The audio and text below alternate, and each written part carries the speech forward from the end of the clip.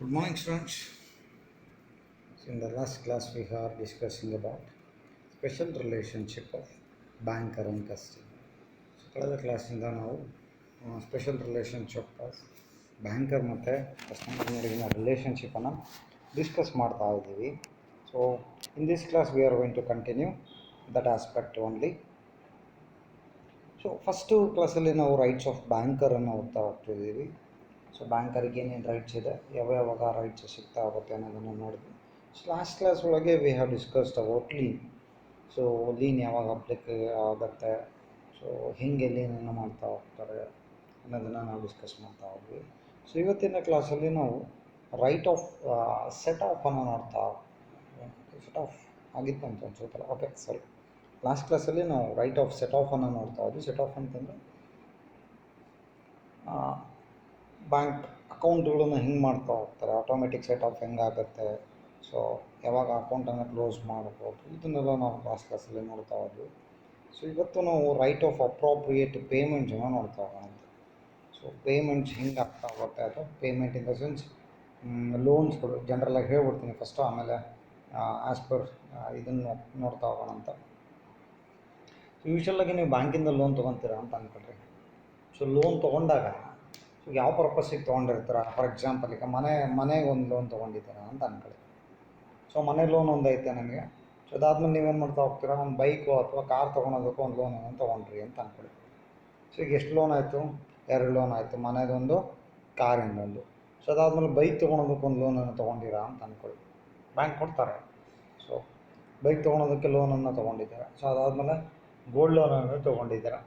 So ಅದಾದಮೇಲೆ ಏನು ಮಾಡ್ತಾ ಹೋಗ್ತೀರಾ ಅಂತಂದರೆ ಪರ್ಸ್ನಲ್ ಲೋನನ್ನು ತೊಗೊತೀರ.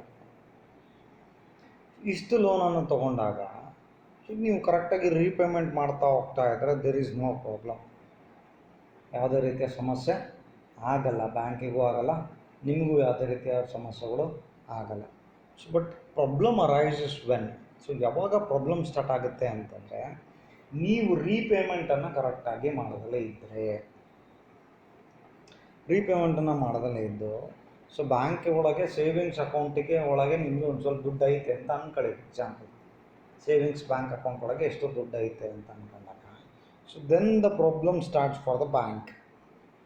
ಯೂಶ್ವಲಾಗಿ ಏನಪ್ಪ ಅಂತಂದರೆ ನಿಮ್ಮದು ಅಕೌಂಟ್ ಒಳಗೆ ದುಡ್ಡಿದ್ದರೆ ಲೋನ್ ಅಕೌಂಟಿಗೆ ಏನು ಮಾಡ್ತಾ ಹೋಗ್ತಾರೆ ಅಂತಂದರೆ ಜಮಾ ಮಾಡ್ತಾ ಹೋಗ್ತಾರೆ. ಈಗ ಯಾವ ಲೋನ್ ಅಕೌಂಟಿಗೆ ಜಮಾ ಮಾಡಬೇಕು ಬ್ಯಾಂಕ್ ಹಂಗಿದ್ರೆ? ಮನೆ ಲೋನ್ ಅಕೌಂಟಿಗೆ ಜಮಾ ಮಾಡಬೇಕು, ಅಥವಾ ನಿಮ್ಮ ಪರ್ಸ್ನಲ್ ಲೋನ್ ಅಕೌಂಟಿಗೆ ಜಮಾ ಮಾಡಬೇಕು, ಅಥವಾ ಕಾರ್ ಲೋನ್ ಅಕೌಂಟಿಗೆ ಜಮಾ ಮಾಡಬೇಕು, ಅಥವಾ ಬೈಕ್ ಲೋನ್ ಅಕೌಂಟಿಗೆ ಜಮಾ ಮಾಡಬೇಕು. ಸೊ ಈ ಥರದ್ದು ಸಮಸ್ಯೆಯನ್ನು ಬಗೆಹರಿಸ್ಬೇಕು ಅಂತಲೇ ಬ್ಯಾಂಕಿಗೆ ಏನು ಮಾಡ್ತಾ ಹೋಗ್ತಿದ್ದಾರೆ ಅಂತಂದರೆ they have given some rights. ಅದನ್ನೇ ನಾವು ರೈಟ್ ಆಫ್ ಅಪ್ರೋಪ್ರಿಯೇಟ್ ಪೇಮೆಂಟ್ಸ್ ಅಂತ ಕರಿತಾ ಹೋಗ್ತೀವಿ. ರೈಟ್ ಆಫ್ ಅಪ್ರೋಪ್ರಿಯೇಟ್ ಪೇಮೆಂಟ್ಸ್ ಅಂತ ಕರಿತಾ ಹೋಗ್ತೀವಿ. ಸೊ ನೋಡ್ತಾ ಹೋಗೋಣ ಅಂತ ಏನದು ರೈಟ್ ಆಫ್ ಅಪ್ರೋಪ್ರಿಯೇಟ್ ಪೇಮೆಂಟ್ಸ್ ಅನ್ನೋದನ್ನ. When a customer borrows more then one loan for several debts to the banker and makes insufficient payment to clear all the loans. So ಅದನ್ನು ಹೇಳಿದೆ ನಾನು, ಏನಪ್ಪ ಅಂತಂದರೆ ಯಾವಾಗ ಕಸ್ಟಮರು, ಗ್ರಾಹಕ, ಒಂದು ಬ್ಯಾಂಕ್ ಒಳಗೆ ತುಂಬ ಲೋನ್ಗಳನ್ನು ಮಾಡ್ತಾ ಇದ್ದಾನೆ ಅಂತ ಅಂದ್ಕೊಳ್ಳಿ. ಸೊ ತುಂಬ ಲೋನ್ಗಳನ್ನು ಮಾಡಿ, ಅಥವಾ 2-3 ಲೋನ್ಗಳನ್ನು ಮಾಡಿ ಕರೆಕ್ಟಾಗಿ ಅವನು ಅದನ್ನು ಪೇಮೆಂಟನ್ನು ಮಾಡ್ದಲೆ, ಅಥವಾ ಬ್ಯಾಲೆನ್ಸು ಇನ್ಸಫಿಷಿಯೆಂಟ್ ಆಗಿದ್ದಾಗ, ಸೊ ಅವಾಗ ಏನಪ್ಪ ಅಂತಂದರೆ then the problem starts. The question emerges as which loan account payment should be made. So ಈಗ ಸಮಸ್ಯೆ ಸ್ಟಾರ್ಟ್ ಆಗೋದು ಏನಪ್ಪ ಅಂತಂದರೆ ಯಾವ ಲೋನ್ ಅಕೌಂಟಿಗೆ ನೀವು ಪೇಮೆಂಟನ್ನು ಮಾಡ್ತಾ ಹೋಗಬೇಕು, ಅಂದರೆ ಯಾವ ಲೋನ್ ಅಕೌಂಟಿಗೆ ಸೊ ನಿಮ್ಮ ಅಮೌಂಟ್ ಅಥವಾ ನಿಮ್ಮದು ಸೇವಿಂಗ್ಸ್ ಬ್ಯಾಂಕ್ನಾಗ ಇರ್ತಕ್ಕಂಥದ್ದನ್ನ ಪೇಮೆಂಟನ್ನು ಮಾಡ್ತಾ ಹೋಗಬೇಕು ಅನ್ನೋದು. ಸೊ ಇಲ್ಲಿ ನಮಗೆ ಪ್ರಾಬ್ಲಮ್ ಸ್ಟಾರ್ಟ್ ಆಗುತ್ತೆ. So it is the right of a customer to direct a banker against which ಡೆಪ್ಟ್ the payment is made by him should be appropriated. So ಬ್ಯಾಂಕಿನ ಕಸ್ಟಮರ್ಗೆ ಈ ಥರದ್ದೊಂದು ರೈಟ್ಸ್ ಇದೆ ಅಂತ ಹೇಳ್ತಾ ಹೋಗ್ತಾರೆ. ರೈಟ್ಸ್ ಅಂದರೆ ಅವನಿಗೆ ಒಂದು ಸ್ವಾತಂತ್ರ್ಯ ಇದೆ ಆ ಥರದ್ದು. ಏನಪ್ಪ, ಯಾವ ಲೋನ್ ಅಕೌಂಟಿಗೆ ಅವನಲ್ಲಿರ್ತಕ್ಕಂಥ ದುಡ್ಡನ್ನು ನೀವು, ಅಥವಾ ಯಾವ ಲೋನ್ ಅಕೌಂಟಿನ ಪೇಮೆಂಟನ್ನು ಮಾಡೋದಕ್ಕೆ ಸೊ ನೀವು ದುಡ್ಡನ್ನು ಬಳಸ್ಕೋಬೋದು ಅನ್ನೋದನ್ನು ಬ್ಯಾಂಕರ್ ಅಥವಾ ಕಸ್ಟಮರ್ ಏನು ಮಾಡ್ತಾ ಹೋಗ್ಬೋದು ಅಂತಂದರೆ ಡಿಸೈಡ್ ಮಾಡ್ತಾ ಹೋಗ್ಬೋದು. So then the banker gets the right okay. If the customer does not take any decision about the appropriation, so ಈಗ ನೀವೇ ಕಸ್ಟಮರ್ ಆಗಿ ನೀವೇ ಹೇಳಿಬಿಟ್ರೆ then there is no problem. ಕಸ್ಟಮರೇ ಡೈರೆಕ್ಷನನ್ನು ಕೊಡ್ತಾ ಇದ್ದಾರೆ ಬ್ಯಾಂಕಿಗೆ. ಸೊ ಯಾವುದೋ ಒಂದು ಸಾಲದ ಅಕೌಂಟ್ ಐತೆ, ಸೊ ಯಾವುದಕ್ಕೆ ನೀವು ಜಮಾ ಮಾಡ್ಕೋಬೇಕು, 2-3 ಅಕೌಂಟ್ ಇದ್ದಾಗ, ಸಾಲದ ಅಕೌಂಟ್ ಇದ್ದಾಗ ಯಾವ ಸಾಲದ ಅಕೌಂಟಿಗೆ ಜಮಾ ಮಾಡ್ಕೋಬೇಕು ಅಂತ ಹೇಳಿದಾಗ ಸೊ ಏನೂ ಪ್ರಾಬ್ಲಮ್ ಆಗೋಲ್ಲ. ಯಾಕೆ ಅಂತಂದರೆ it's right of an customer. So ಕಸ್ಟಮರಿಗೆ ಇರ್ತಕ್ಕಂಥ ರೈಟ್ ಅದು. ಸೊ ಹಂಗಾಗಿ ಅವನು ಬೇಕಿದ್ರೆ ಬ್ಯಾಂಕರಿಗೆ ಡೈರೆಕ್ಷನ್ಸನ್ನು ಕೊಡ್ತಾ ಹೋಗ್ಬೋದು, ಯಾವ ಅಕೌಂಟಿಗೆ ಬೇಕಾದರೂ ಯಾವ ಅಕೌಂಟಿಗೆ ನೀವು ಜಮಾ ಮಾಡ್ತಾರೆ. ಇನ್ ಕೇಸ್ ಕಸ್ಟಮರು ಸೊ ಯಾವುದೇ ರೀತಿಯ ಡೈರೆಕ್ಷನನ್ನು ಕೊಡದಲೇ ಇದ್ದಾಗ ದೆನ್ ದ ಪ್ರಾಬ್ಲಮ್ ಸ್ಟಾರ್ಟ್ಸ್. ಯಾಕೆ, 2-3 ಅಕೌಂಟ್ ಇದ್ದಾವೆ, ಯಾವ ಅಕೌಂಟಿಗೆ ಜಮಾ ಮಾಡ್ಕೋಬೇಕು. ಸೊ ನಾಳೆ ಕಸ್ಟಮರ್ ಬಂದು ಕೇಳ್ಬೋದು, ಇಲ್ಲ ನಾನು ಆ ಅಕೌಂಟ್ ಯಾಕೆ ಕೊಟ್ಟಿತ್ತು ಅಂತ. ಸೊ ಅದಕ್ಕೆ ಏನು ಮಾಡ್ತಾ ಹೋಗ್ತಾರೆ ಅಂತಂದರೆ, so it is the customer right. So ಕಸ್ಟಮರ್ಗೆ ಇರ್ತಕ್ಕಂಥ ರೈಟ್ಸ್ ಆಗಿದೆ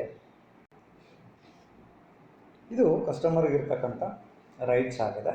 ಸೊ ಅವನು ಹೆಂಗೆ ಬೇಕಾದರೂ ಅದನ್ನು ಉಪಯೋಗಿಸ್ಕೋಬೋದು. ಯಾಕೆಂತಂದರೆ ಸೊ ಬ್ಯಾಂಕರು ಅದರೊಳಗೆ ಯಾವುದೇ ರೀತಿಯ ಇಂಟರಪ್ಟನ್ನು ಮಾಡ್ತಕ್ಕಂಥದ್ದು ಬ್ಯಾಂಕಿಗೆ ಸಾಧ್ಯ ಇಲ್ಲ.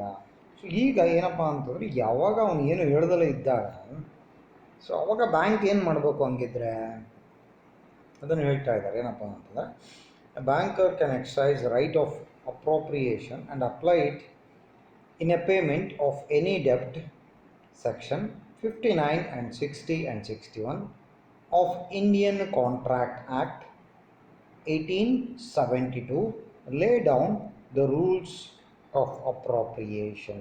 ಸೊ ಈಗೇನು ಮಾಡ್ಬೋದು ಅಂತಂದರೆ, ಬ್ಯಾಂಕಿಗೆ ರೈಟ್ಸ್ ಕೊಟ್ಬಿಟ್ಟಿದ್ದಾರೆ. ಯಾರು, section 59, 60, 61 of Indian contract act which is established in 1872 ಒಳಗೆ.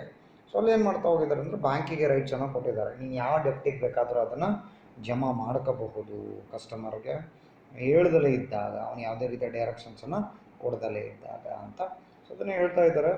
Section 59 says about appropriation of payment where debt is to be discharged is indicated as per borrow instructions, where a debt owing several distinct debts to one person makes payment in either with express, intimate or under circumstances implying that the payment is to be applied to discharge of some of the particular debt, the payment is accepted most appropriate accordingly. So most must be applied accordingly. So ಅದನ್ನು ಹೇಳ್ತಾ ಇದ್ದಾರೆ. ಏನಪ್ಪ ಅಂತಂದರೆ, section 59 ಇಲ್ಲಿ ಏನು ಮಾಡ್ತಾ ಐತೆ ಅಂತಂದರೆ ನಮಗೆ ಅವಕಾಶ ಮಾಡಿಕೊಡ್ತಾ ಐತೆ. ಸೊ ಏನಂತ, ಪೇಮೆಂಟನ್ನು, ಡೆಪ್ಟನ್ನು ಡಿಸ್ಚಾರ್ಜ್ ಮಾಡೋದಕ್ಕೆ ಇಂಡಿಕೇಟ್ ಮಾಡಬಹುದು per borrowing borrowers instruction. So borrower instructions ಕೊಟ್ಟಿದ್ರೆ ಅವ್ನು ಯಾವ ಇನ್ಸ್ಟ್ರಕ್ಷನ್ಸನ್ನು ಕೊಟ್ಟಿರ್ತಾನೋ ಅದೇ ಪ್ರಕಾರ ಯಾವುದಕ್ಕೆ ನೀವು ಜಮಾ ಮಾಡ್ಕೊಳ್ರಿ ಅಂತ ಹೇಳಿರ್ತಾನೋ ಸೊ ಅವನು ಇಷ್ಟ, ಅವನು ಯಾವುದಕ್ಕೆ ಬೇಕಾದರೂ ಜಮಾ ಮಾಡಿಸ್ಬೋದು ಕಸ್ಟಮರು. ಸೊ ಅವನು ಆ ರೈಟ್ಸನ್ನು ಅವ್ರಿಗಿರುತ್ತೆ. ಸೊ ಅದ್ರ ಪ್ರಕಾರ ನೀವು ಬ್ಯಾಂಕ್ ಮಾಡ್ಕೊತ ಹೋಗ್ಬೇಕಾಗತ್ತೆ. ಸೊ ಇಲ್ಲದಲ್ಲೇ ಇದ್ದರೆ ಏನಪ್ಪ ಅಂತಂದರೆ, ಯಾವುದು ಸರ್ಕಮ್ಸ್ಟೆನ್ಸಸ್ ಅಪ್ಲೈ ಆಗ್ತಾ ಹೋಗುತ್ತೋ ಆ ಟೈಮ್ ಒಳಗೆ, ಸೊ ಆ ಸರ್ಕಮ್ಸ್ಟೆನ್ಸಸ್ ಬೇಸಿಸ್ ಮೇಲೆ ಸೊ ನೀವೇನು ಮಾಡ್ತಾ ಹೋಗ್ಬೇಕು, ನೀವು ಅಂತಂದರೆ ಬ್ಯಾಂಕರ್ ಏನು ಮಾಡ್ತಾ ಹೋಗ್ಬೇಕು ಅಂತಂದರೆ ಪೇಮೆಂಟನ್ನು ಮಾಡ್ತಾ ಹೋಗ್ಬೇಕಾಗತ್ತೆ. ಪೇಮೆಂಟ್ ಇನ್ ದ ಸೆನ್ಸ್ ಲೋನಿಗೆ ಪೇಮೆಂಟನ್ನು ಮಾಡ್ತಾ ಹೋಗ್ಬೇಕಾಗತ್ತೆ. ಸೊ ಅದ್ರ ಪ್ರಕಾರ ಹೇಳ್ತಾ ಹೋಗ್ತಾರೆ. ಸೆಕ್ಷನ್ 60 ಏನು ಹೇಳ್ತಾ ನೋಡ್ತಾ ಹೋಗೋಣಂತೆ.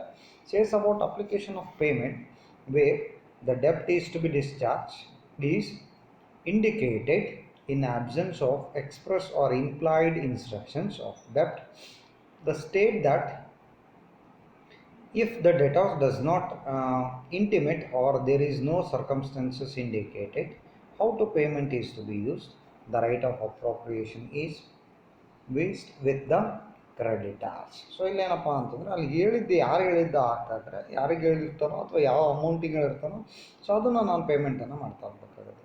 ಇನ್ ಕೇಸ್ ಅವ್ನು ಏನು ಹೇಳ್ದಲೇ ಇದ್ದರೆ, ಸೊ ಯಾರಿಗೆ ಯಾವುದು ಅಕೌಂಟಿಗೆ ನೀವು ದುಡ್ಡು ಹಾಕ್ಬೇಕು ಅಂತ ಹೇಳ್ದಲೇ ಇದ್ದರೆ ಲೋನ್ ಅಕೌಂಟಿಗೆ, ಸೊ ಅವಾಗ ನಾವೇನು ಮಾಡ್ತಾ ಹೋಗ್ಬೇಕು ಅನ್ನೋದನ್ನು ಸೆಕ್ಷನ್ 60 ಹೇಳ್ತಾ ಹೋಗುತ್ತೆ. ಸೊ ಸೆಕ್ಷನ್ 61 ಏನು ಹೇಳುತ್ತೆ ಅಂತ ನೋಡ್ತಾ ಹೋಗೋಣ ಅಂತ.